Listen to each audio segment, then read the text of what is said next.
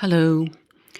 It is clear that the rather occult concepts such as energy, mass, space, force, and charge are useful up to a point, especially if the objective is of a purely practical or instrumental nature. In delving into ontology, these concepts are inadequate and result in confusion. This podcast investigates ways of replacing them. Starting with energy, Faraday's great insight over a century ago that all phenomena were composed of the same fundamental substance but in different concentrations has been largely ignored. Schrödinger was one of the exceptions. In a letter to Max Planck in May 1926, Schrödinger writes, quote, "The concept of energy is something that we have derived from macroscopic experience, and really only from macroscopic experience. I do not believe that it can be taken over into micromechanics just like that, so that one may speak of the energy of a single particle oscillation. The energetic properties of the individual particle oscillation is its frequency." End quote. This is clear from the equation energy equals H times F, where H is the Planck constant and F the frequency. Basically, the frequency is divvied up to manufacture individual particles, which in turn produce a balanced accounting record of the photoelectric effect. By dispensing with the concept of energy, it follows that the principle of the conservation of energy, which forms the basis of the stationary states and quantum jumps view of the structure of the atom, is irrelevant. Schrödinger, in a paper titled "Might Perhaps Energy Be Merely a Statistical Concept?"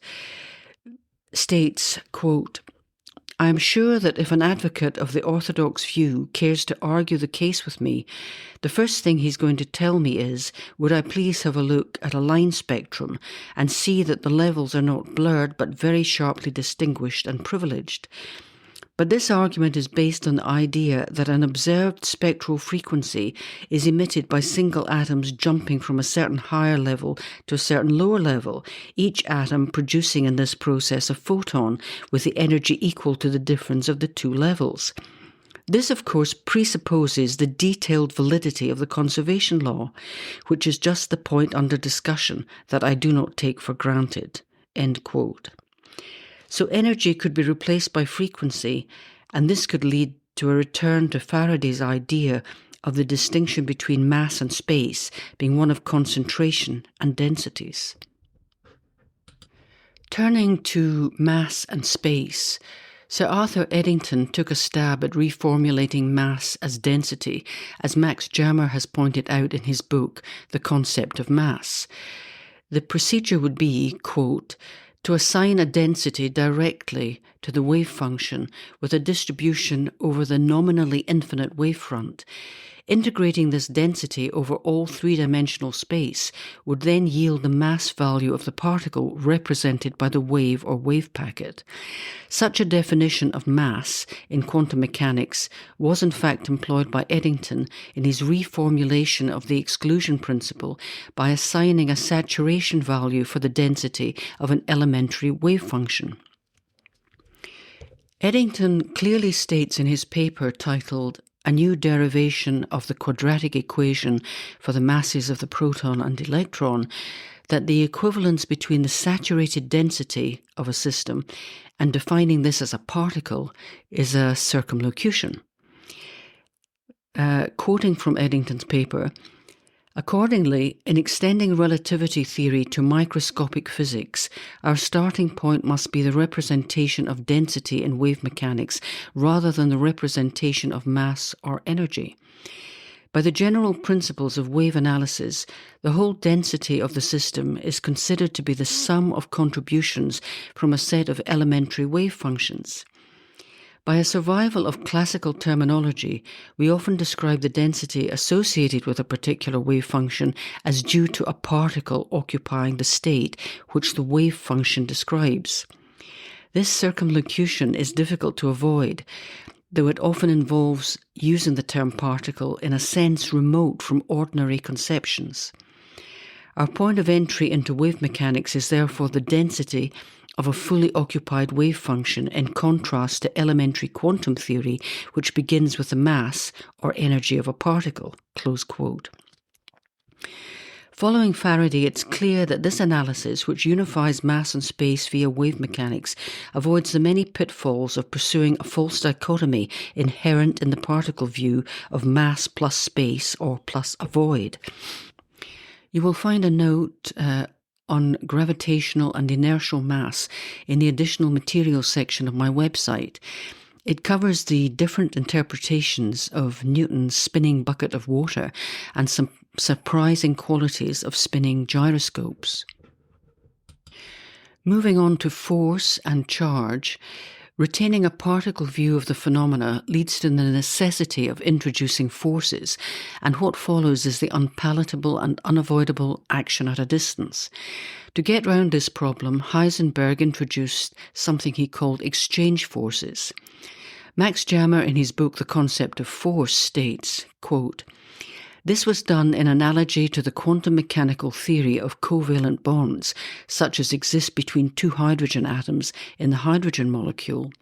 The chemical force is attractive if the wave function is symmetric under exchange of the coordinates of the electrons, and is repulsive if the wave function is antisymmetric in this respect." Close quote. Unfortunately, the exchange of forces were envisaged as an exchange of force-carrying particles, and so the particle view mushroomed.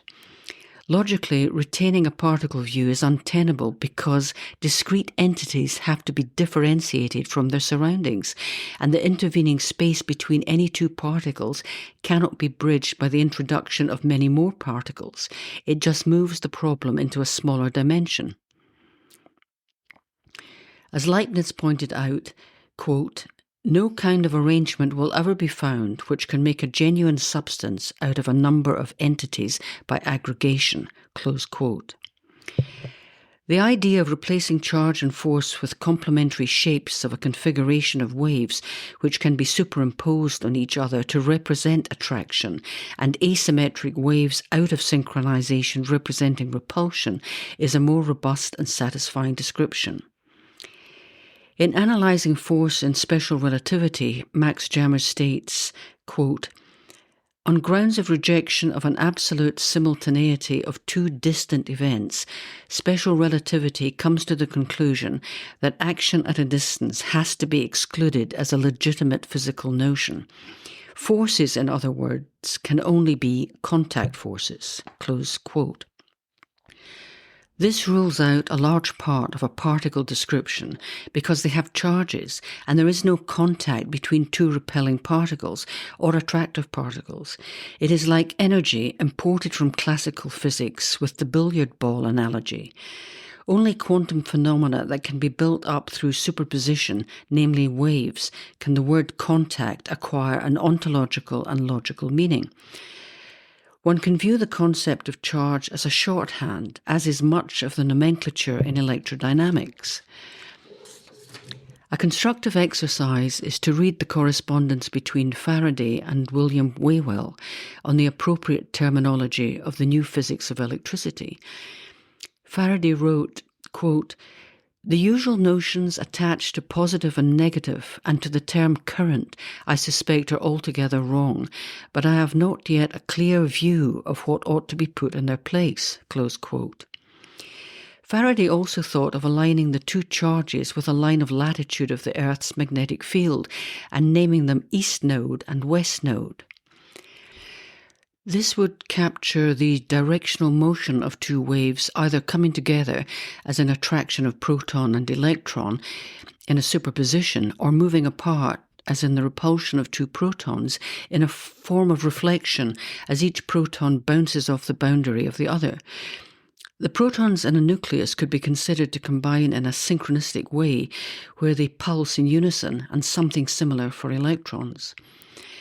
Einstein had removed the concept of force acting at a distance in his theories of relativity, and centuries before, Newton had made it clear that force was a mathematical term. Quote, "The words attraction impulse or any propensity to a centre, however, I employ indifferently and interchangeably, considering these forces not physically but merely mathematically.